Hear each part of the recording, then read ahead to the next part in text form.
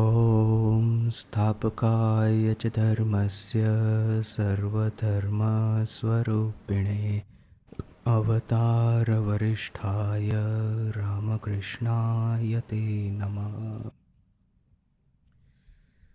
स्वामी विवेकानंद का my plan of campaign, इसका हमने ऑलरेडी प्रारंभ कर दिया है। ये जो 13th पॉइंट था, how to better India grow according to our nature, इस पॉइंट को कल हमने समाप्त किया। इसमें हमने देखा कि किस तरह से स्वामी जी कहते हैं कि सभी देशों का एक केंद्र बिंदु होता है, सभी देशों की प्राण शक्ति कोई ना कोई एक थीम के अनुसार, कोई ना कोई एक टॉपिक के अनुसार वो चारों ओर बुनी हुई है। जैसे कि प्रत्येक देश का एक मुख्य राग है जिसके आसपास में सब रागिणियाँ, ताल, लय सब बुने हुए हैं और उस देश का एक यूनिक सुमधुर संगीत बनाते हैं। तो जैसे कि अमेरिका का है कि बिजनेस लाइफ न सोशल लाइफ, ब्रिटेन का है पॉलिटिक्स, फ्रांस का है आर्ट्स, तो इसी तरह से भारत का मुख्य सुर, भारत का प्रधान संगीत है धर्म और आध्यात्मिकता।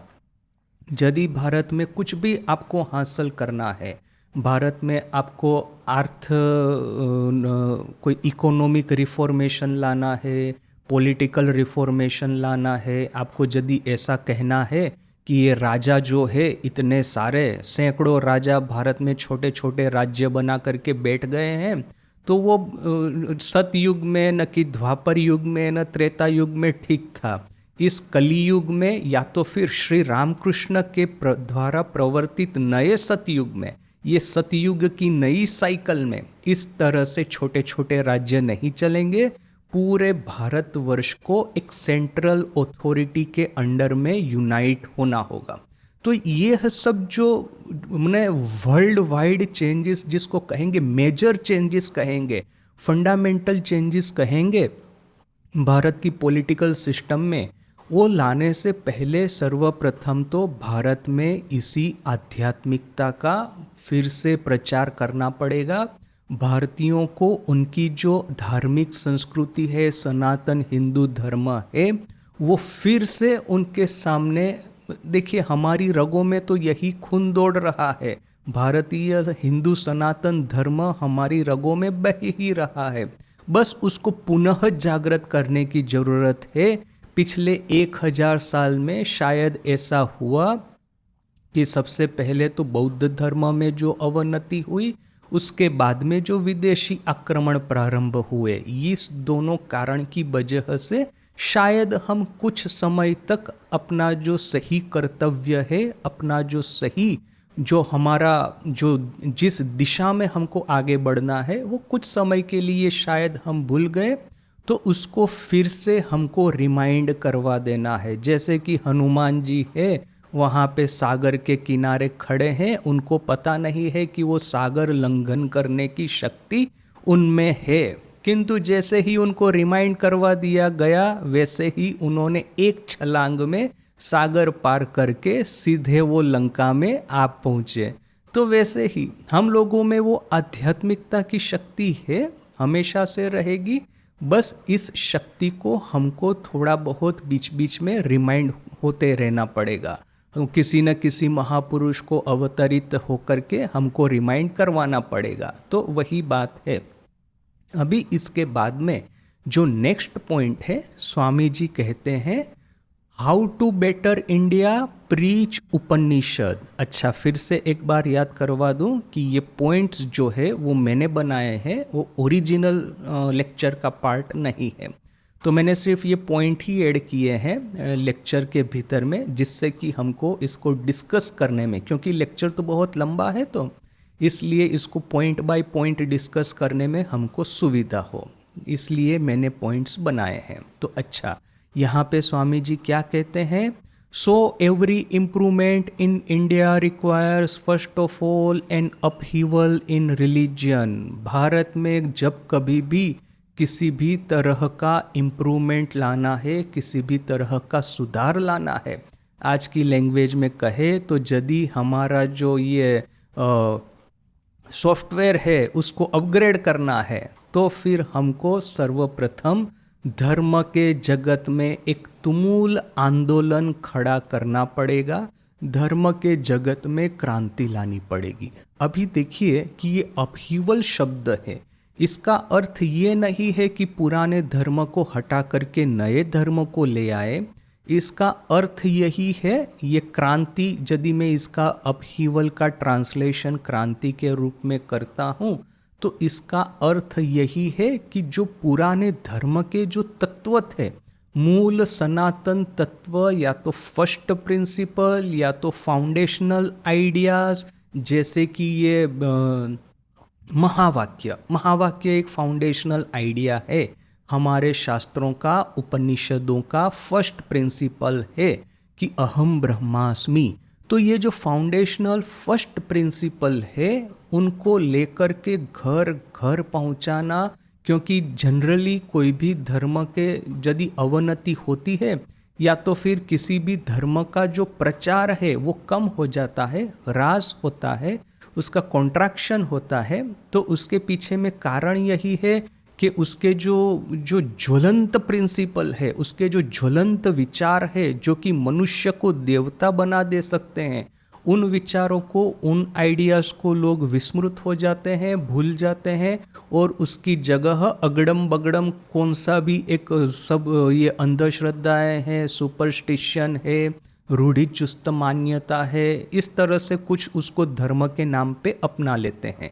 तो जो वो सब कचरा हमारे सनातन हिंदू धर्म पे लगा था उसको हटा करके वही गिरी कंदराओं में छुपा हुआ ये जो महावाक्य था, कहाँ वो साधु सन्यासी लोग इसकी प्रैक्टिस कहाँ गुफा में बैठ कर के कर रहे थे, उसी महावाक्य को फिर से वही आत्मन की ये जो महत उदारता है, आत्मन की ये महत्ता है, उसका पुनः प्रचार गांव गांव घर घर जाकर के करना है। उसको जैसे कि स्वामी जी ने कहा कि वेदांत को गिरी कंदराओं में से या तो फिर वन में से, गुफाओं में से बाहर निकाल करके किसान के खेत में, गृहिणी की रसोई में, विद्यार्थी की शाला में, स्कूल में उसको ले जाना है, तब तो कहीं जाकर के वेदांत प्रैक्टिकल होगा। एक हो गया थियोरेटिकल वेदांत, या तो फिर इस तरह का वेदांत कि जिसका अनुसरण अल्पसंख्यक सन्यासी करते हैं, जो कि अभी साधु कौन बनेगा, कोई भी समाज चाहे कितना भी एडवांस हो, सन्यास या तो फिर आध्यात्मिकता के लिए अपना संपूर्ण जीवन न्योछावर करना, वो चाहे अपने हरि महाराज, लाटू महाराज जैसे सन्यासी हो, न कि फिर ये नाग महाशय, न फिर ये गौरदासी जैसी वो ठाकुर की गृहस्थ भक्त हो। तो इस तरह से संपूर्ण जीवन धर्म को अर्पित करना ये तो अल्पसंख्यक लोग ही कर पाएंगे। ज़्यादातर लोगों के लिए जो ये वेद में जो रास्ता बताया गया है वही प्रशस्त है।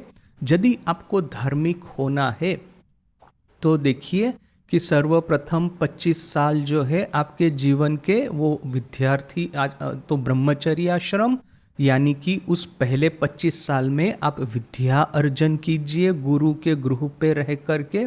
उसके बाद में गृहस्थाश्रम 25 साल, जो कि समाज की जवाबदारी है, काम और अर्थ का धर्म के माध्यम से उसका निर्वाह कीजिए, उसके माध्यम से उसका भोग कीजिए। धर्म को आधार बना करके, धर्म को फाउंडेशन बना करके अर्थ और काम का अनुष्ठान कीजिए। तो वो दूसरे 25 साल है, फिर तीसरे 25 साल है वानप्रस्थाश्रम, और फिर आखिर के 25 साल है आपकी उम्र यदि 75 साल हो जाती है तब कहीं जाकर के वेद के अनुसार, हमारी प्रथा के अनुसार आप संन्यास आश्रम में प्रवेश कर सकते हैं। तो ये एक बताया गया है मार्ग, जो कि ज़्यादातर लोगों के लिए यही मार्ग उनके लिए करणीय है। उनका जो एलिजिबिलिटी है वो इसी मार्ग का है। या तो अल्पसंख्यक जो होते हैं वे लोगों के लिए ब्रह्मचर्य आश्रम के बाद में सीधा संन्यास आश्रम है, गृहस्थाश्रम और वानप्रस्थाश्रम को स्किप करके।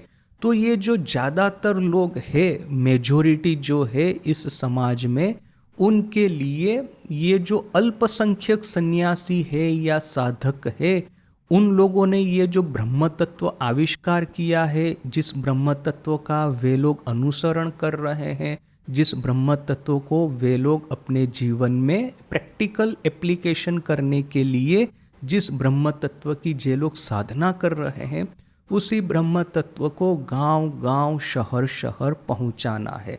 ये स्वामी जी का एक बहुत बड़ा मैसेज है। देखिए कि यहाँ पे स्वामी जी जब ये कहते हैं कि माय प्लान ऑफ कैंपेन, यहाँ पे उन्होंने भाव साधना के बारे में बिल्कुल बात नहीं की। हालांकि देखिए कि जब स्वामी जी, यही स्वामी जी जब ठाकुर के साथ में थे, तो ठाकुर ने एक बार कहा नरेन को, वही स्वामी विवेकानंद यानी कि बचपन के नरेन, तो युवा नरेन, तो ठाकुर एक बार उनको गाने को कहते हैं, तो नरेन एक ऐसा ही कोई निराकार न कि अद्वैत वेदांत वाला कोई एक जो स्तोत्र है उसका पाठ करता है। तो साथ साथ में ही ये प्रसंग कथामृत में है। साथ साथ में ही ठाकुर ने कहा, अरे वो तो सब नीचे का, माने वो नीचा भाव है, अर्थात कि ये जो भाव है निराकार ना कि अद्वैत, यानी कि ये जो ईश्वर के प्रति, ईश्वर नहीं आत्म तत्व, उसकी जो प्रशंसा करना या तो फिर इसके बारे में कोई गीत गाना, ये तो कोई इतना उच्च भाव नहीं है। गोपी का जो प्रेम है भगवान कृष्ण के प्रति, ये इससे भी उच्च भाव है। उस उच्च भाव का गीत गाओ। तब कहीं जाकर के स्वामी जी ने वो उच्च भाव का गोपी के भगवान कृष्ण के प्रति प्रेम का गीत गाया, तब कहीं ठाकुर खुश हुए। तो देखिए, ठाकुर के साथ में रह करके ही स्वामी जी को ये बात पता चल गई थी कि ये जो आप निराकार साधना या अद्वैत साधना की जो साधना है, ऐसा नहीं है। देखिए, इस बात को ठाकुर ने जो कहा कि वो नीचा भाव है, या तो वो कहेंगे कि इससे जो मधुर भाव है ये इससे ज़्यादा उच्च भाव है, इस स्टेटमेंट का तात्पर्य हमको समझना होगा। ठाकुर ये नहीं कह रहे हैं कि भाव साधना जो है वो अद्वैत साधना से ज़्यादा श्रेष्ठ है। ठाकुर कह रहे हैं कि भाव साधना अद्वैत साधना से ज़्यादा सुपाच्य है, वो ज़्यादा सहज है फॉलो करने के लिए, वो हमारे लिए इजी है, इसलिए उस भाव का गीत गाओ। यदि अद्वैत साधना या निराकार साधना में आप प्रवेश करेंगे तो उसके लिए जो प्रचंड त्याग और वैराग्य चाहिए, अल्प मात्र भी काम कांचन के प्रति हमारी स्पृहा नहीं होनी चाहिए, अल्प मात्र में भी विषय के प्रति हमारा आकर्षण नहीं होना चाहिए, हमारा मन 100% शुद्ध परिशुद्ध होना चाहिए, जैसे कि ये शुकदेव का था। शुकदेव जैसा संपूर्ण पवित्र मन होगा तभी कहीं जाकर के निराकार या तो फिर अद्वैत साधना के हम एलिजिबल होते हैं। तो उसी भाव के बारे में यदि बार बार आप गीत गाएंगे, यदि उसी भाव की आप आराधना करेंगे, तो क्या है कि जो ज़्यादातर लोग जो थे ठाकुर के आसपास में, वे लोग उसको फॉलो नहीं कर पाएंगे। इसलिए ठाकुर नरेन को इस तरह से कहते हैं। तो नरेन को ऑलरेडी ये पता था कि मधुर भाव है ठाकुर की दृष्टि से जैसे कि श्रेष्ठ भाव है। ठाकुर का जो भाव था ना, वो भी हमको समझना है, वो इति इति वाले फेज में थे। नेति नेति करके निर्विकल्प समाधि प्राप्त कर ली, अद्वैत वेदांत का जो सर्वोच्च जो है प्राप्तव्य ब्रह्म ज्ञान, उसमें वो स्थित हो गए। किंतु फिर जब इति इति करके वापिस आते हैं, तब ये जो भाव जैसे कि उनको लेकर के रहता है। जब माँ ने कहा था ना, माँ काली ने, माँ जगदम्बा ने ठाकुर को निर्विकल्प समाधि में आदेश मिला था, तो ये भावमुख्य था, तुम भाव को लेकर के रहो। तो ये जो भाव को लेकर के रहना, इसी के अनुसार ठाकुर क्या कहते हैं, आमी चीनी खेते चाई माँ, चीनी होते चाई ना। मैं चीनी यानी कि शुगर, मैं शुगर खाना चाहता हूँ, शुगर होना नहीं चाहता। अर्थात यदि आप अद्वैत भाव में चले जाते हैं तो आप ईश्वर के साथ में ही एकीभूत हो जाते हैं, या तो फिर कहेंगे कि आपका जो इंडिविजुअल अस्तित्व है वो चला जाएगा, वो सबमर्ज हो जाएगा ये ब्रह्म समुद्र में, जैसे कि ठाकुर कहते हैं कि ये जो नमक है, नमक का आप छोटा सा एक गुड़िया बनाइए, फिर उसको समुंदर में डालिए, क्या होगा? नमक अभी अल्प क्षण मात्र में नमक पिघल जाएगा और समुद्र के साथ में एकाकार हो जाएगा। अभी उस नमक को आप फिर से, जिस गुड़िया को बनाने में नमक के जो दाने, जो एटम्स, जो मोलेक्यूल्स इस्तेमाल हुए थे, उस मोलेक्यूल्स को आप समुंदर में से वापस कभी नहीं निकाल पाएंगे। आप समुंदर में से नमक खड़ा कर पाएंगे, किंतु वो सेम जो मोलेक्यूल थे जो कि ओरिजिनल वो गुड़िया में थे, वो तो कभी भी वो आपको वापस नहीं मिलेंगे। तो आपका जो इंडिविजुअलिटी जो है वो ब्रह्म समुद्र में मर्ज हो जाता है, सब्ज्यूम हो जाता है, एकीभूत हो जाता है। उसके बाद में यदि फिर से ये इंडिविजुअल जागृत होता है अपने उसी संस्कार, अपनी मेमोरीज के साथ में, संस्कार तो चले गए किंतु मेमोरी अभी भी रह गई है, तो इसी मेमोरीज के साथ में यदि आप वापस आते हैं तो किंतु आपके संस्कार जो है वो शुद्ध परिशुद्ध हो जाते हैं। उस क्षण में ठाकुर इति इति वाले फेज में भाव को लेकर के रहते थे। तो स्वामी जी को पता है कि नेति नेति इज अ फर्स्ट स्टेज, जबकि आप निराकार अद्वैत साधना करके आप ईश्वर के साथ में एकाकार हो जाते हैं, ब्रह्म साक्षात्कार प्राप्त करते हैं। किंतु इसके बाद में जो इति इति वाला फेज है, which is even second step, ऐसा हायर नहीं कहूँगा, ये हायर और लोअर को लेकर के फिर कंट्रोवर्सी जैसे है, अपने कुछ लोग इस तरह से कहते हैं कि ये जो ठाकुर का ये जो भाव है इट इज़ हायर देन पहले वाला भाव। तो एनीवे इसको छोड़ देते हैं। मैं कहूँगा कि first phase and second phase, first phase में अद्वैत साधना करके निर्विकल्प समाधि प्राप्त करना, सेकंड फेज में है कि निर्विकल्प समाधि में से भाव का अवलंबन करके समाज में या तो पृथ्वी पे लोगों के बीच में वापिस आना और भाव का प्रचार करना। देखिए कि ठाकुर ने अद्वैत साधना सिर्फ नरेन को सिखाई थी, बाकी सबको ज्ञान मिश्रा भक्ति सिखाई है। भाव साधना करनी है किंतु वो त्याग के फाउंडेशन पे करनी है। तो यही ज़्यादातर ठाकुर ने लोगों को सिखाया था। अभी इतना सब कुछ समझ करके भी यहाँ पे देखिए कि स्वामी जी ने जो भाव साधना जो कि सहज सुपाच्य है, उसके बारे में माय प्लान ऑफ कैंपेन में उन्होंने बात नहीं की। उन्होंने स्पष्ट रूप से कहा है कि उपनिषदों का प्रचार होना चाहिए।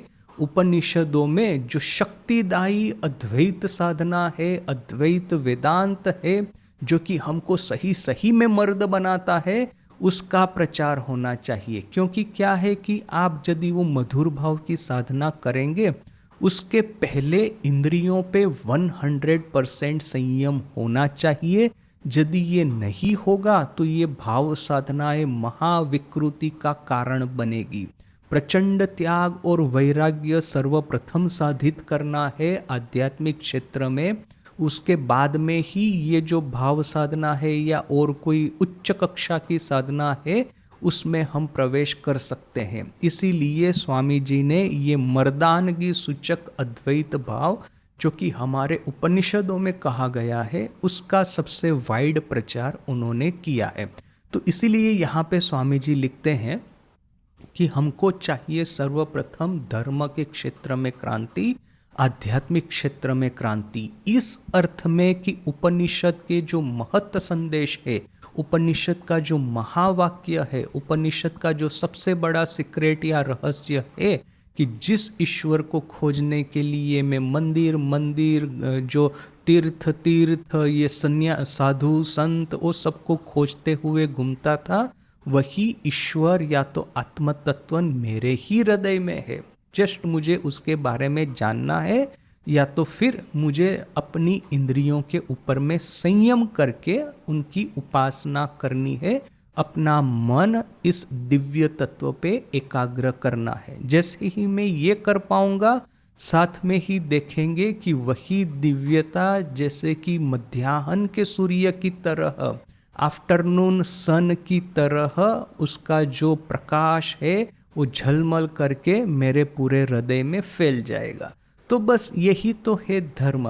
इसलिए स्वामी जी कहते हैं कि यदि आपको भारत में किसी भी अभी ये जो 1000 साल की गुलामी की वजह से साइंस टेक्नोलॉजी मैन्युफैक्चरिंग वगैरह में भारत बहुत ही पीछे पड़ गया था। इवन आज भी देखिए कि हम लोग यूरोप और अमेरिका को तो छोड़ ही दीजिए, ये जो स्वामी जी जापान जाकर के स्वामी जी ने देखा कि ये जो ईस्ट एशियन कंट्रीज़ है उन लोगों ने जिस तरह से ये वेस्टर्न आइडियाज़ अपनाए हैं, तो हम लोग तो ये ईस्ट एशियन कंट्रीज से भी पीछे हैं। यूरोप और अमेरिका के साथ में कहाँ कंपटीशन करेंगे। ये जापान है, साउथ कोरिया है, सिंगापुर है, ताइवान है, चाइना है, इनके भी साथ में अभी तक तो हमारा कंपटीशन ठीक ठीक नहीं हो रहा है। तो इसके लिए जो भारत में जो प्रचंड एक उद्योग प्रारंभ करने की उद्योग पर्व जैसे महाभारत में है, तो वैसे ही तो भारत में भी वो जो फिर से कहेंगे कि एक तरह का रजस फैलाने की ज़रूरत है जिससे कि ये तमस से बाहर आ पाए। तो इसके पहले किंतु आध्यात्मिक अपहीवल, आध्यात्मिक क्रांति लाने की आवश्यकता है। वही ब्रह्म तत्व को पूरे भारत में उसका फैलावा करना है। Before flooding India with socialist or political ideas, first deluge the land with spiritual ideas. Bharat में सोशलिस्ट या तो फिर राजनैतिक आइडियाज़, पॉलिटिकल आइडियाज़ को फैलाने से पहले चलो आओ इस देश को आध्यात्मिक विचारों से जैसे कि प्लावित कर दे। आध्यात्मिक विचारों का एक इस तरह का एक महावेव आकर के, महातरंग आकर के पूरे भारतवर्ष पे छा जाए, ऐसा करे, तब कहीं जाकर के सेकंड फेज होगा सोशलिस्ट और पॉलिटिकल आइडियाज़ का इम्प्लीमेंटेशन। देखिए ये जो स्टेटमेंट है इसके बारे में मैंने थोड़ा सा सोचा है। इसका अर्थ क्या है? स्वामी जी ऐसा क्यों कहते हैं कि यदि हमको पॉलिटिकल या तो इकोनॉमिकल डेवलपमेंट भारत में लाना है, उससे पहले भारत में स्पिरिचुअल डेवलपमेंट लाने की ज़रूरत है। यदि हम खास करके ये ईस्ट एशियन कंट्रीज़ है, ये चाइना खास करके, भारत का कंपटीशन किसके साथ में अभी बनता है? तो चाइना के साथ में। 1940s तक दोनों देश एक ही साथ में थे। इवन इनफैक्ट चाइना की परिस्थिति भारत से भी बदतर थी, किंतु ये जैसे ही कम्युनिस्ट रेवोल्यूशन आया, इवन कम्युनिस्ट रेवोल्यूशन आने के बाद में भी देखिए कि माओ ने इस तरह की जो कुछ कुछ पगलामी की, ये जैसे कि ये कल्चरल रेवोल्यूशन है न कि ग्रेट लीप फॉरवर्ड है, ये वगैरह वगैरह, उसमें अपने ही करोड़ों करोड़ों देश बांधवों को माओ ने मार दिया था, माओ जेडोंग ने। बाद में तो ये देंग शियाओपिंग ने ये इंडस्ट्रियलाइजेशन का पॉलिसी अपनाया और आज कहीं जाकर के चाइना मैन्युफैक्चरिंग सुपर पावर है। तो भारत का यदि एक कंपटीशन या कंपैरिजन करे तो चाइना के साथ में हो सकता है। अभी चाइना के बारे में हमने देखा कि उन्होंने ये तो कम्युनिस्ट, भले ही चाहे अभी उनका पूरा थिंकिंग सिस्टम कैपिटलिस्ट हो, उनका बेसिक आइडियल्स तो कम्युनिस्ट है, तो ये रिलीजियन को वो बहुत ज़्यादा बढ़ावा नहीं देते। बुद्धिज़्म है ना कि ये उनका जो ओरिजिनल टेओइज़म वगैरह जो था उसको ये लोग ज़्यादा बढ़ावा नहीं देते। वो कन्फ्यूशियस बोल करके उनका एक फिलोसोफर था, उसको वो थोड़ा बहुत मानते हैं, क्योंकि कन्फ्यूशियस कहता था कि आपको अथॉरिटी को सम्मान देना चाहिए। तो ये लोग कम्युनिस्ट पार्टी सोचती है कि अच्छा चलो इसको फॉलो करो, डज नॉट मैटर, लोग अथॉरिटी को सम्मान देंगे तो हमको ही सम्मान देना हुआ। आखिर में किसी वो कहीं वो रोम में बैठा हुआ पोप है न कि कहीं पे बैठा हुआ कोई खलीफा है, उसको तो ये लोग अपना सम्मान नहीं देंगे। कन्फ्यूशियस को फॉलो करेंगे तो वो सम्मान जो है प्रजा का, वो उनका जो ये ओबेडियंस है वो तो वो चाइनीज़ कम्युनिस्ट पार्टी को प्राप्त होगा बोल करके उसको ये लोग थोड़ा बहुत टॉलरेट करते हैं। किंतु देखिए कि उन्होंने पहले से ही सोच लिया कि हमको इंडस्ट्रियलाइजेशन करना है, मैन्युफैक्चरिंग सुपर पावर होना है। तो स्पिरिचुअलिटी चली गई, कहाँ चली गई पता नहीं, मैन्युफैक्चरिंग सुपर पावर हो गए। और आज भारत में बहुत सारे लोग सोचते भी है कि ये जो स्वामी जी, अभी देखिए कि स्वामी जी के कंट्रीब्यूशन जो है भारत के घड़तर में बहुत ज़्यादा लोग स्वीकार नहीं करते, किंतु जिन लोगों ने हिस्ट्री पढ़ा है उनको पता है कि ये जो 1900s में जो अपना जो फ्रीडम मूवमेंट है वो पहली बार जो एक जोर पकड़ रहा था, it was gathering, when it was gathering momentum, उस समय फाउंडेशन में स्वामी जी के आइडियाज़ अपनी फ्रीडम मूवमेंट में बड़ा ही गहराई पूर्वक प्रवेश कर चुके थे। ये जो गांधी जी का भगवान राम के प्रति श्रद्धा और सभी चीज़ों में भगवान राम को लेके आना, ये अपने जो फ्रीडम मूवमेंट के जितने भी प्रथम पंक्ति के जितने भी फ्रीडम फाइटर थे, सभी लोग डीपली रिलीजियस थे।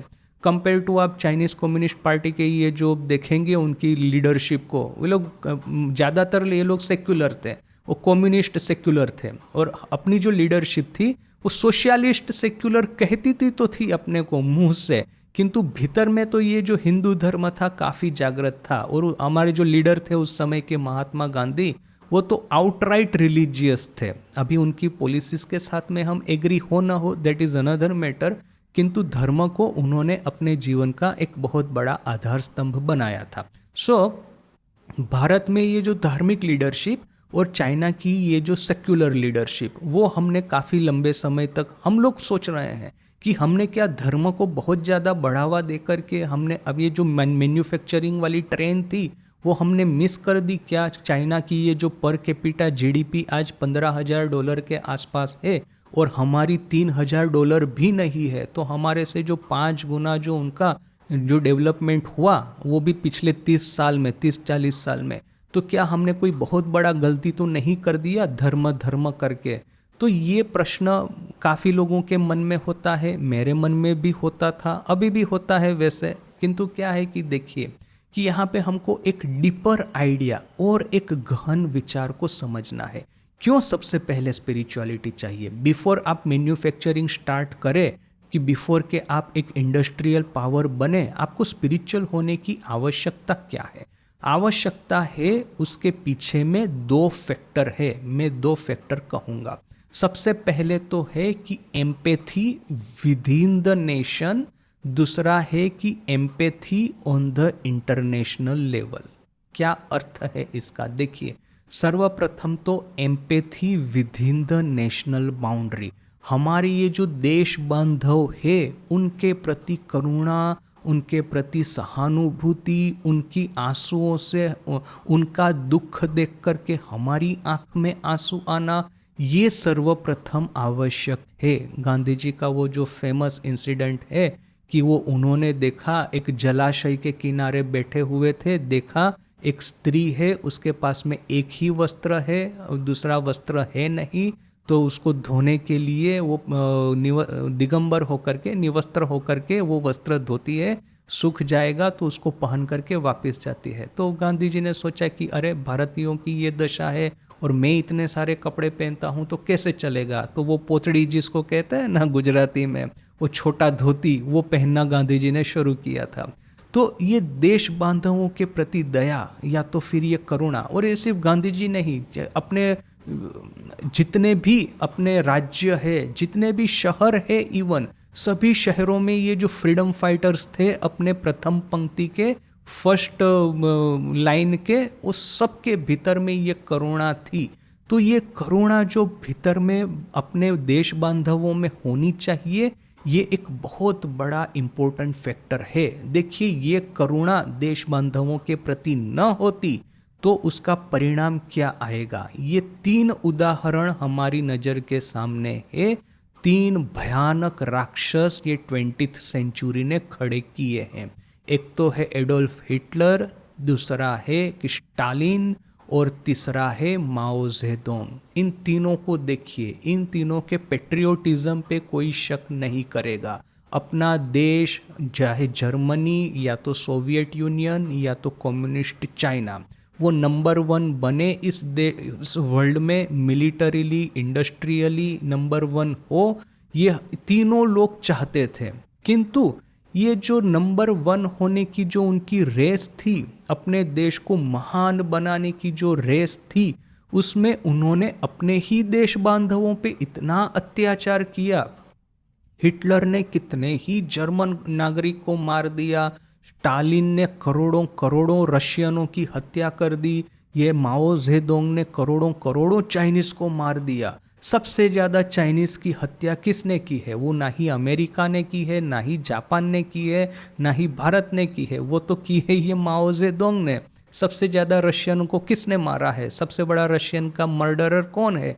ना ही वो चंगेज खान है, ना ही वो उस समय का अमेरिका था, ना ही रशिया के और कोई दुश्मन थे। वो तो उनका जो नेता था जोसेफ स्टालिन, उसी ने सबसे ज़्यादा रशियनों की हत्या की है। सबसे ज़्यादा जर्मनों की हत्या किसने करवाई? सोवियत यूनियन या तो ब्रिटेन या तो अमेरिका, वे लोग इंस्ट्रूमेंटल थे, किंतु जर्मनी के भीतर में जो भयानक अत्याचार सबसे ज़्यादा किया वो तो एडोल्फ हिटलर था।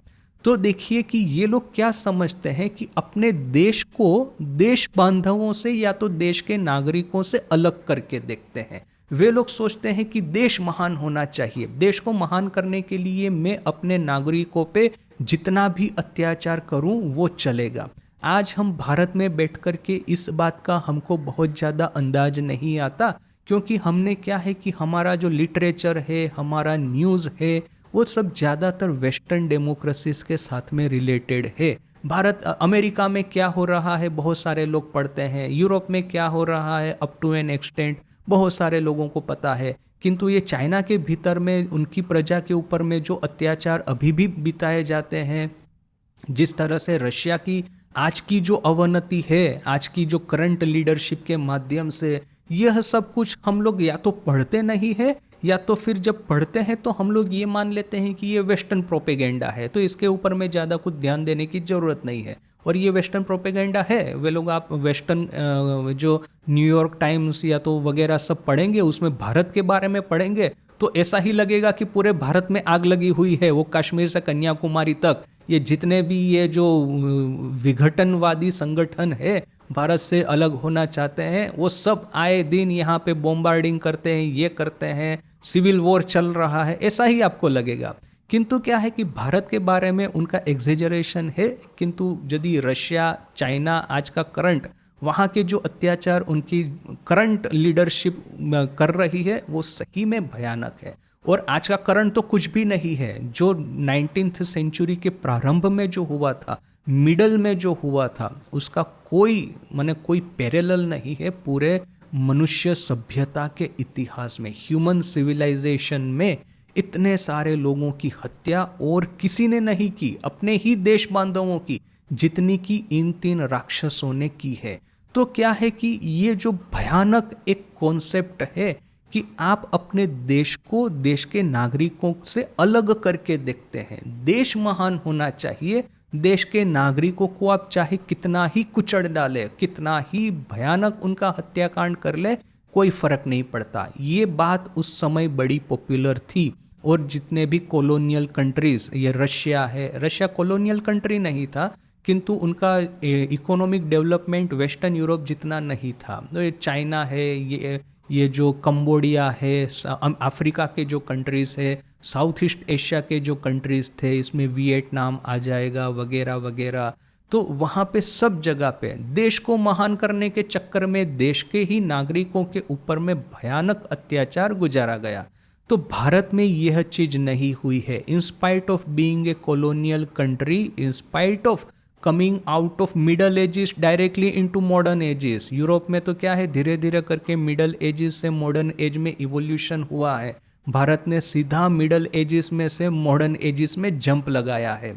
तो ये डिसएडवांटेज होने के बाद में भी भारत के जो शासक है, उन लोगों ने भारतीयों पे अत्याचार नहीं किया है, क्योंकि ये भारतीयों के प्रति अपना जो शासक वर्ग है उनका बड़ा ही गहरा एम्पैथी है। आप कहेंगे कि ये लोग करप्शन करते हैं, देश के जो डेवलपमेंट के लिए कुछ नहीं करते, तो मान लेता हूँ, किंतु एटलीस्ट जिस तरह का अत्याचार माओ और स्टालिन ने किया था, उस तरह का तो हमारे शासक हमारे पे कभी नहीं करेंगे, क्योंकि भारत में डेमोक्रेसी है, भले ही चाहे कितनी भी इम्परफेक्ट हो, it is a working democracy which is something we all should be proud of.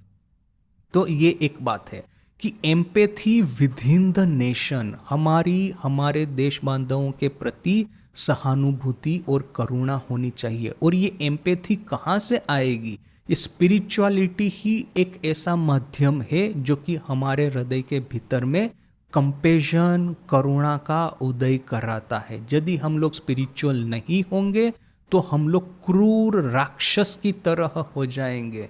तो बेटर है कि be spiritual and be compassionate towards our national all brothers and sisters.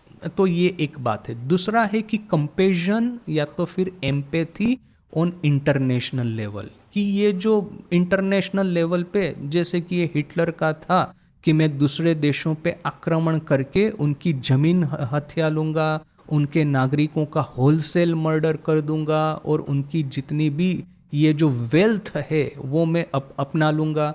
तो ये जो राक्षसीपन था हिटलर के भीतर में था, नेपोलियन के भीतर में था, ब्रिटेन में था। ब्रिटेन ने यहाँ भारत में आकर के जो अत्याचार किया, ये चर्चिल आज लोग सब करते हैं, उन लोगों को पता नहीं है कि ये चर्चिल ने सेकंड वर्ल्ड वॉर में भारत का जितना भी ग्रेन प्रोडक्शन था वो सब ब्रिटेन में ले गया और उसकी वजह से भारत में जो अकाल हुआ, कितने लाखों लोग उसमें मर गए।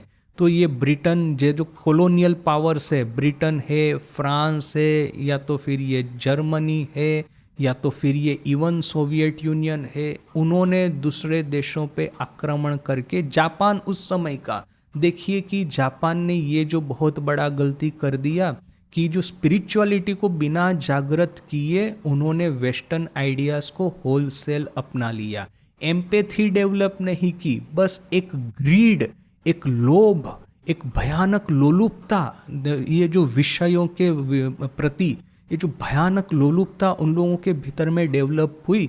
जापान ने जब चाइना के ऊपर में आक्रमण किया और जो चाइनीज़ लोगों का भयानक संहार किया, उसके बारे में जितना पढ़ेंगे उतना ही अपना खून ठंडा हो जाएगा। जहाँ जहाँ पे ये जापानी सोल्जर गए हैं वहाँ वहाँ पे भयानक भयानक अत्याचार उन्होंने बिताया है। ये अच्छा है कि वे लोग भारत में नहीं घुस आए, वरना भारतीयों के साथ में जो करते अपनी पूरी पॉलिसी वहाँ पे पता नहीं किस तरह की थी, what ever, that is another matter. किंतु ये जापानीज़, ये ब्रिटिश, ये फ्रेंच, ये जर्मन, ये सोवियत, सब लोग महाराक्षस थे जब उन्होंने दूसरे देशों पे आक्रमण किया। तो इसके लिए दूसरे देशों पे आक्रमण करके आप अत्याचार बिताए अपने देश को एनरिच करने के लिए, ये भी तो गलत है। सभी के भीतर में आत्मन है। आप ऐसा कैसे सोचेंगे कि वहाँ के लोगों का मर्डर करके उनकी ज़मीन में हथिया लूँगा और मेरे देश वहाँ पे जा कर के राज करेगा? ये तो कम्प्लीटली गलत है आध्यात्मिकता की दृष्टि से। आप मनुष्य को इस तरह से डिवाइड क्यों करते हैं? ये चाइनीज़ है, ये कोरियन है, ये जर्मन है, ये फ्रेंच है, ये अफ्रीकन है, ये इंडियन है, इंडियन में भी ये बंगाली है, ये तमिलियन है। ऐसा डिवीजन आप क्यों करते हैं? मनुष्य है, मनुष्य के भीतर में भी वही आत्मन है। जैसे ही हमने ये डिवीजन करना शुरू किया, भारत ने तो भुगता है ये जात, इसकी ये जात, उसका ये वर्ण, ऐसा करके करके ही तो हमारा 1000 साल का पतन हुआ। जैसे ही आप लोगों को डिवाइड करना शुरू करेंगे वैसे ही आपका पतन प्रारंभ होगा। और दूसरा कि मान लीजिए कि ये 19th सेंचुरी में 20th सेंचुरी में इस तरह से युद्ध का खेल आप कर सकते थे। छोटे बच्चे वो जो लकड़ी की तलवार लेकर के ये करते हैं ना, आपस में ये मारामारी करते हैं, फाइट करते हैं, वो ठीक है। वो माँ बाप ज़्यादा किसी को लग गया और रोते रोते अपनी माँ के पास में जाएगा तो माँ दोनों बच्चे को एक दो झापट मार के ठिकाने लगा देगी। तो वो 19th सेंचुरी में ऐसा युद्ध का खेल मारामारी चलता था। अभी तो सबके पास में न्यूक्लियर वेपन्स आ गए हैं। इवन कि ये टेररिस्ट लोग भी कहाँ से ये न्यूक्लियर वेपन जुगाड़ कर देंगे। और जैसे कल हमने देखा कि कैसे वो रशिया में ड्रोन स्मगल करके और रशिया में आक्रमण कर दिया इन्होंने। अभी इस तरह से कोई न्यूक्लियर बॉम्ब स्मगल कर देगा और ऐसा न्यूक्लियर एक्सप्लोजन करेगा और फिर सामने सामने न्यूक्लियर बॉम्ब फेंकना शुरू हो जाएंगे, पूरी पृथ्वी ध्वंस हो जाएगी, मनुष्य सभ्यता नेस्तनाबूत हो जाएगी। यानी कि ये जो छोटे बच्चे युद्ध जो खेलते हैं वो सब खेलना अभी नहीं उचित है, क्योंकि फिर एक बार न्यूक्लियर बॉम्ब किसी पागल ने फेंकना शुरू किया फिर उसका कहीं पे अंत नहीं है। तो ये empathy towards within our nation and empathy on international scale, खास करके आज के इंडस्ट्रियलाइजेशन न्यूक्लियर वेपन्स के युग में ये बड़ी ही आवश्यक है। और इसके लिए एम्पैथी कहाँ से आएगी? तो वो स्पिरिचुअलिटी में से आएगी। बाकी जितने भी देश है वो इररिस्पॉन्सिबल कंट्रीज है। आज अमेरिका को आप देखिए, एक समय था कि कहा जाता था अमेरिका एक बड़ा ही रिस्पॉन्सिबल कंट्रीज है, उनके पास में 10,000 एटम बॉम्ब भी क्यों ना हो वो आराम से 10,000 एटम बम की वो रक्षा कर सकता है। जब तक कोई महाविपद नहीं आएगी मनुष्य सभ्यता के सामने, तब तक वो एटम बम यूज़ नहीं करेगा। और यदि हॉलीवुड के मूवीज़ देखेंगे तो वे लोग एटम बम कहाँ फेंकते हैं, तो वो जो आकाश में से एक एस्टेरॉयड पृथ्वी की ओर धंस करके आ रहा है दौड़ा हुआ, यदि पृथ्वी से टकराएगा तो पूरी पृथ्वी का टुकड़े हो जाएंगे, 1000 टुकड़ों में बट जाएगी पृथ्वी। तो इस तरह की एस्टेरॉयड के टुकड़े करने के लिए वो सामने एटम बम फेंकते हैं। तो ये हॉलीवुड हमको सिखाता था अभी तक कि यह जो अमेरिका है वो बड़ा ही वो रिस्पॉन्सिबल न्यूक्लियर पावर है।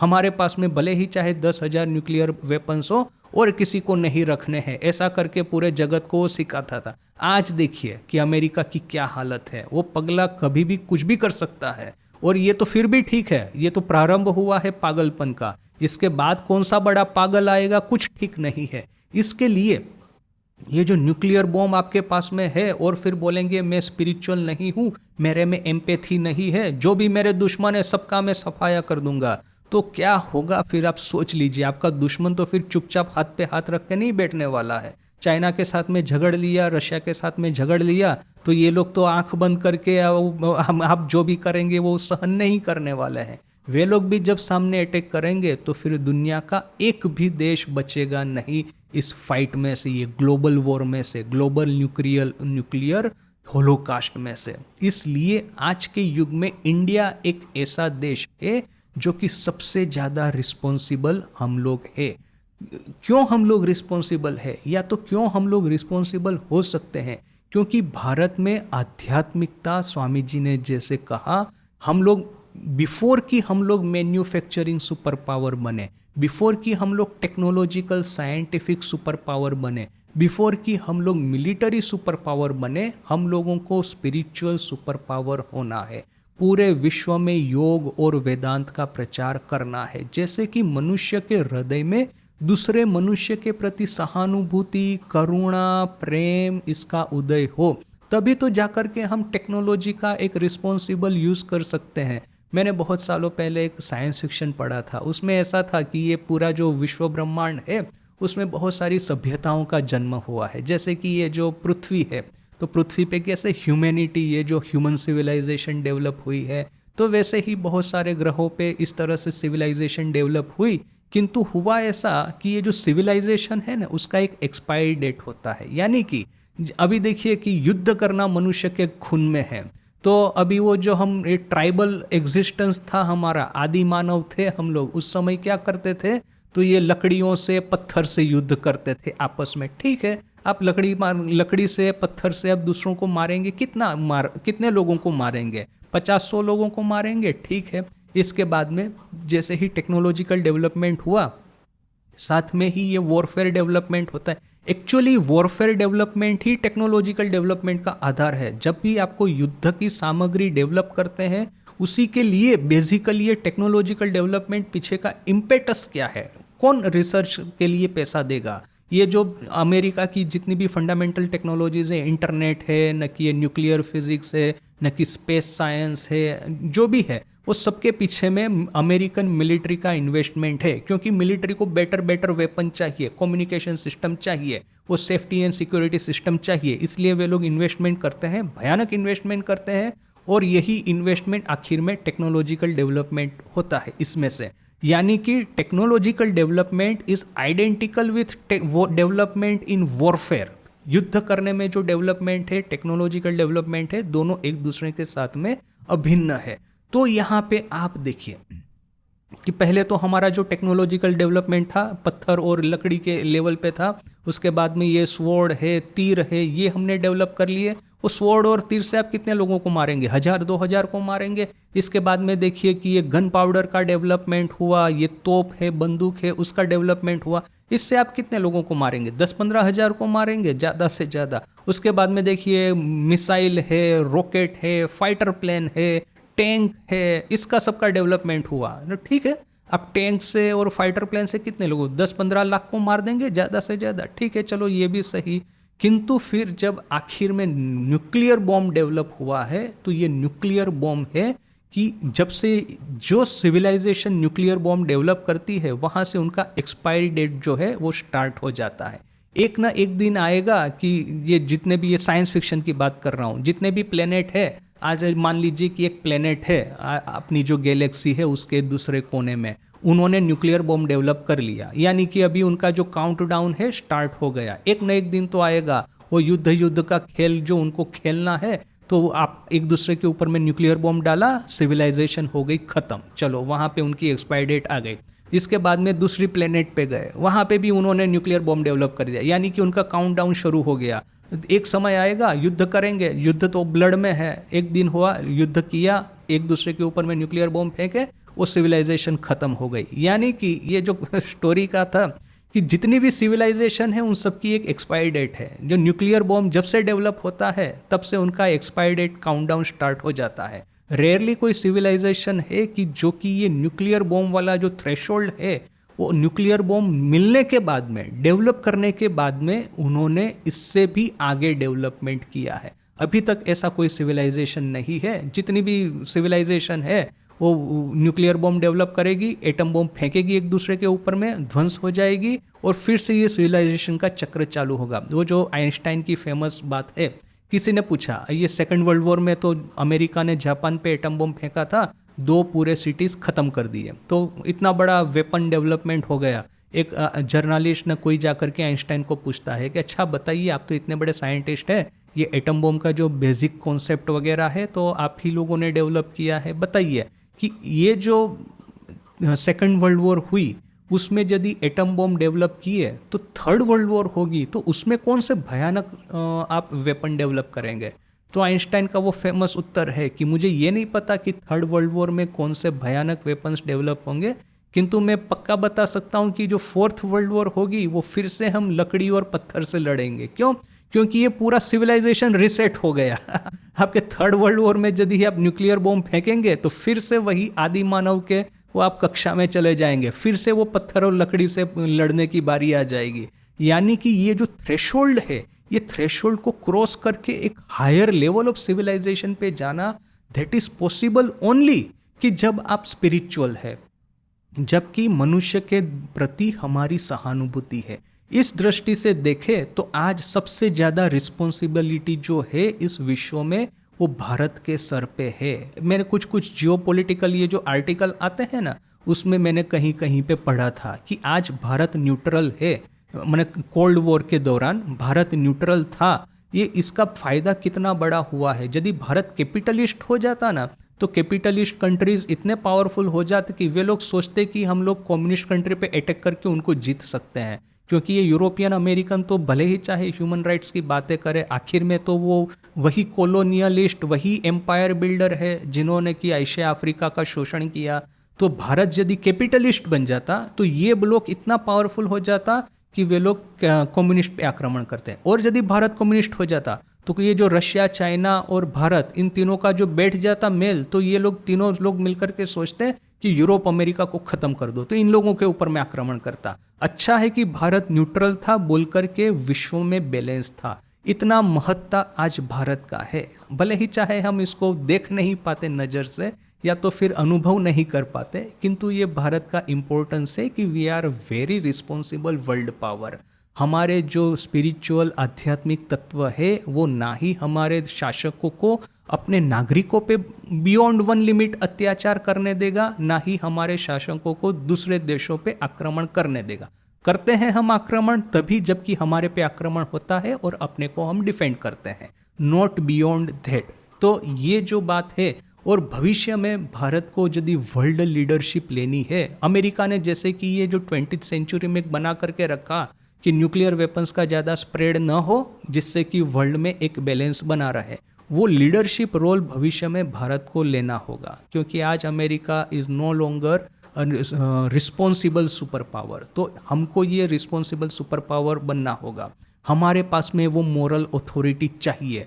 तो वो मोरल अथॉरिटी कहाँ से आएगी? ये जो भगवान बुद्ध है, भगवान कृष्ण है, ये इनकी जो जन्मभूमि है, वही तो ये मोरल लीडरशिप जगत को दे पाएगी, और किसी के पास में ये कैपेसिटी नहीं है।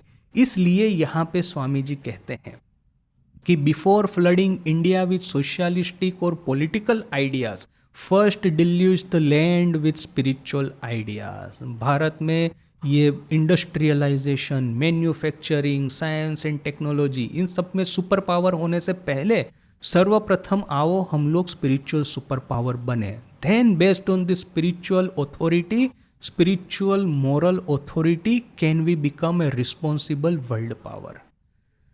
इसके बाद का जो है अभी इसको हम नेक्स्ट क्लास में देखते हैं। ओम शांति शांति शांति, हरि ओम तत्सत। श्री राम कृष्णार्पणमस्तु।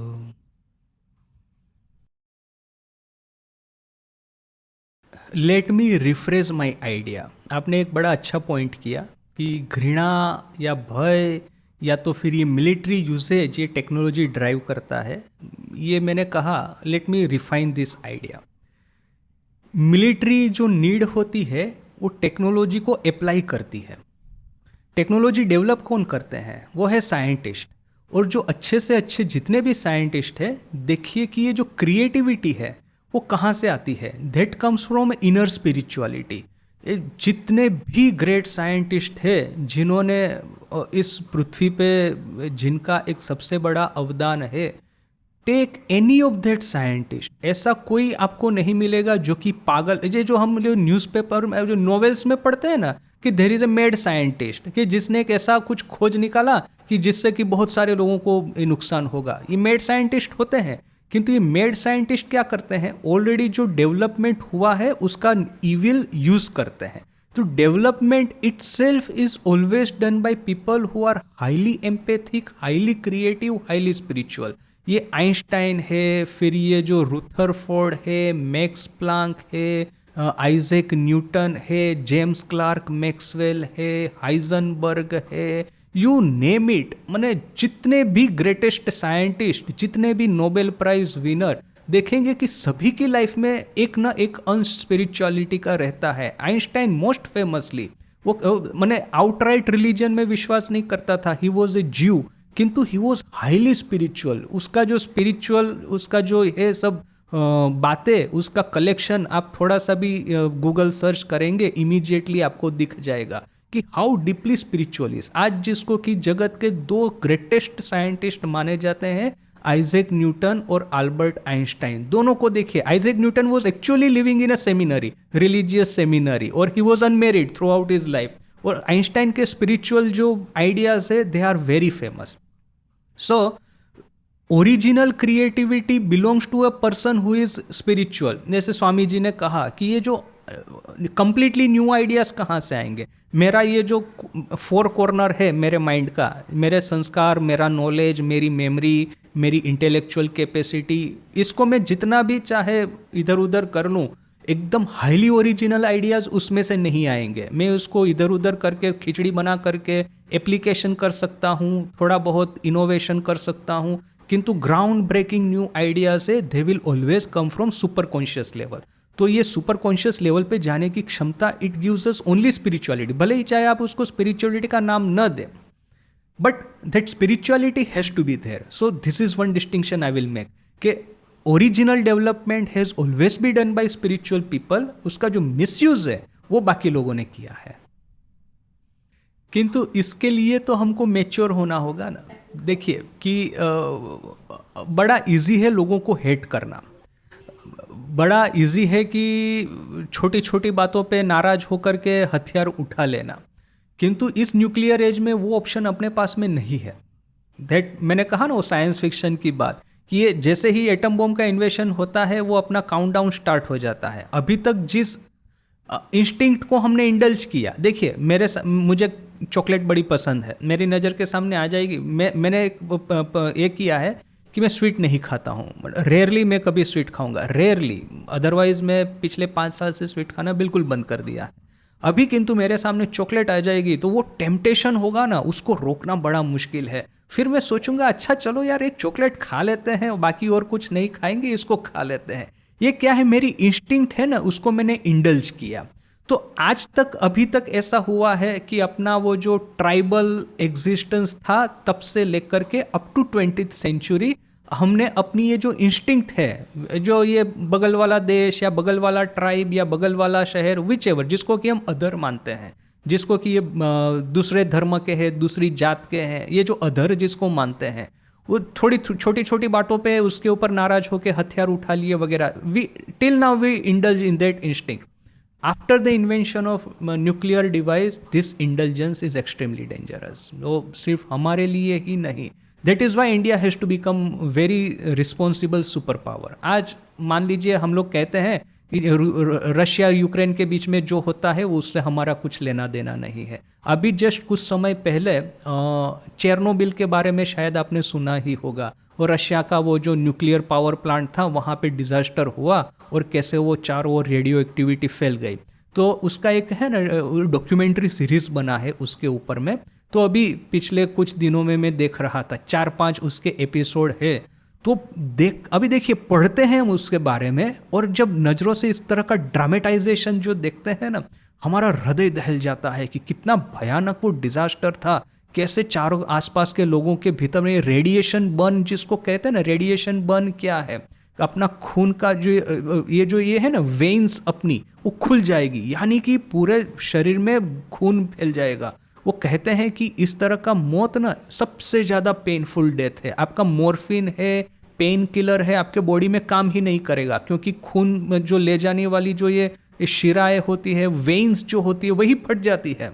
तो कहाँ से कहाँ वो मेडिसिन जाएगा. तो नज़र के सामने इसको देखते हैं तब पता चलता है कि इस तरह की ये जो चालू हो जाए एक बार यदि एटम बम एक दूसरे के ऊपर फेंकना तो कोई नहीं बचेगा. आज हम बोलते हैं रशिया यूक्रेन में क्या हो रहा है हमको कोई फ़र्क नहीं पड़ता, वहाँ मिडल ईस्ट में क्या हो रहा है हमको फ़र्क नहीं पड़ता, चाइना ताइवान में क्या हो फ़र्क नहीं पड़ता. किंतु एक बार न्यूक्लियर वेपन आ जाएंगे प्ले में, फिर पूरा जगत वो न्यूक्लियर रेडिएशन से भर जाएगा. उसके बाद में कैंसर का प्रमाण 1000 टाइम्स बढ़ जाएगा. न्यूक्लियर बर्न जो है जिसको लगेगा रेडिएशन बर्न, भयानक मौत मरेगा.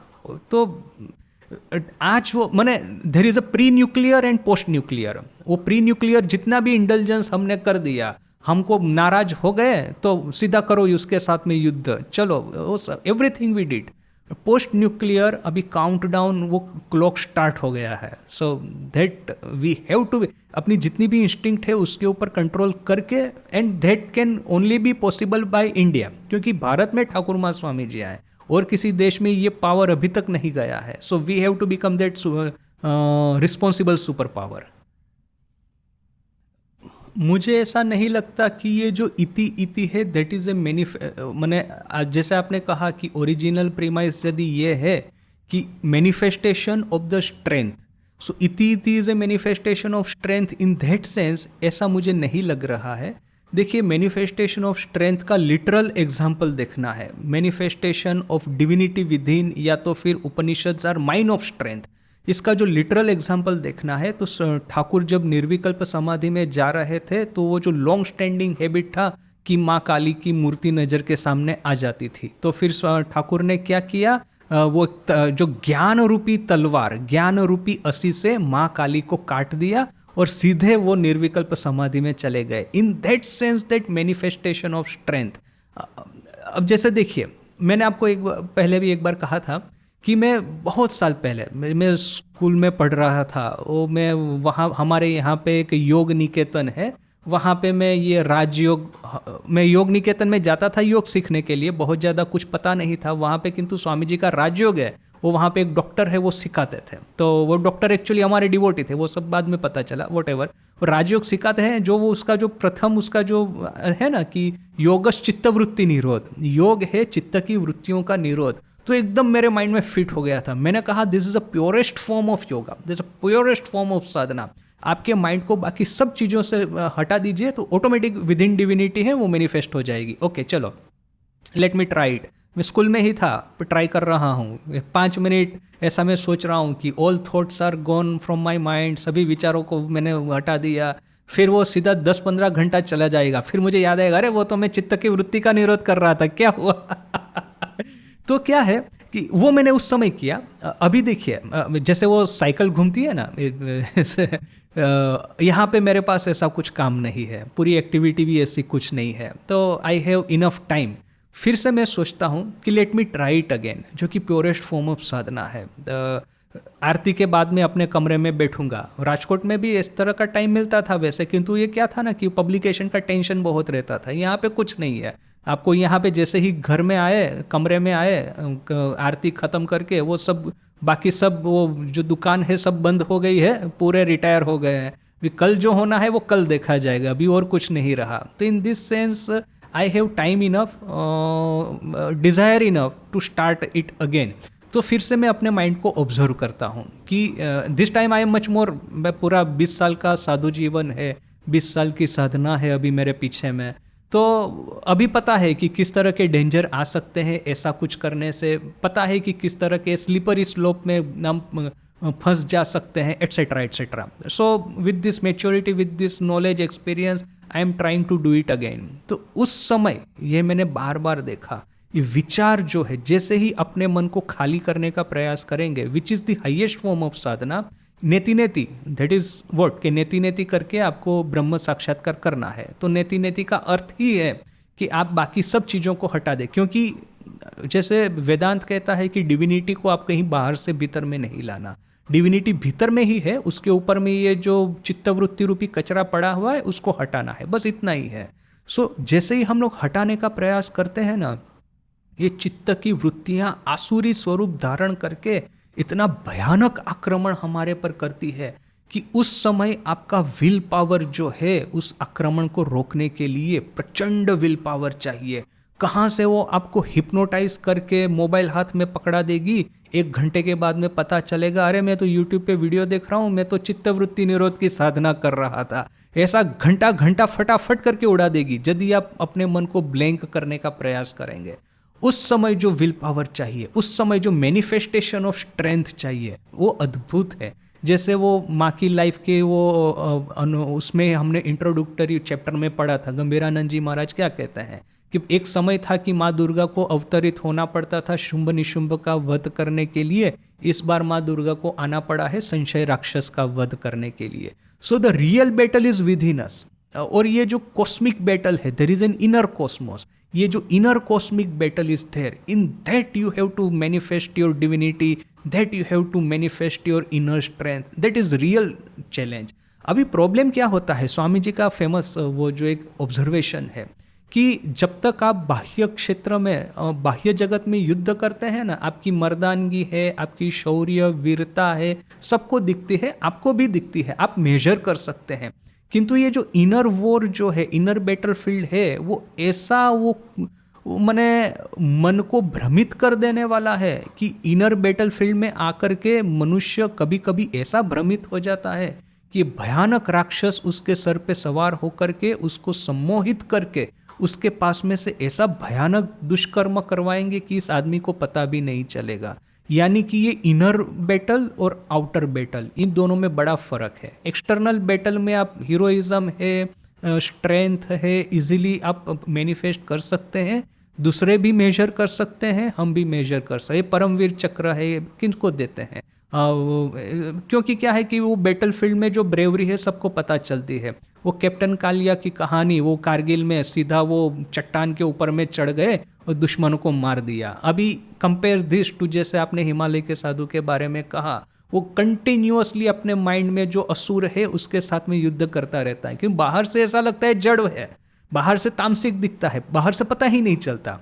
सो वो कैप्टन कालिया की वो जो वहाँ पे वो बहादुरी पूरे जगत को समझ में आती है, मेजर कर सकते हैं, और ये जो बहादुरी है हमको दिखती नहीं है। सो दिस जो स्वामी जी कहते हैं manifestation of strength in this sense. अभी देखिए कि कर्मयोग इज ऑल्सो ए साधना। तो कर्म के क्षेत्र में यदि आप सेवा कार्य है, सेवा कार्य किस तरह से, अपने खुद के स्वार्थ के लिए नहीं, निस्वार्थ होकर के, जैसे मैंने वो डॉक्टर की कहानी बताई थी रांची में, सेवा कार्य तो बहुत किया किंतु निस्वार्थ नहीं हो पाया, तो वो फिर वहाँ पे एक बड़े एनजीओ में डायरेक्टर बनकर के बैठ गया। तो वो निष्काम सेवा करनी है, that itself requires a lot of strength. कि आपकी नज़र के सामने आप किसी ट्राइबल एरिया में काम करेंगे अच्छी रिलीजियस ऑर्गेनाइजेशन के माध्यम से, तो 10 एनजीओ आकर के आपको लुभाने को आएंगे। आप अब हमारे यहाँ पे आ जाइए, आपका नेटवर्क और क्रेडिबिलिटी अच्छा बन गया है ट्राइबल एरिया में, वो नेटवर्क और क्रेडिबिलिटी का हमारे लिए इस्तेमाल कीजिए, हम आपको इतना पैकेज दे देंगे।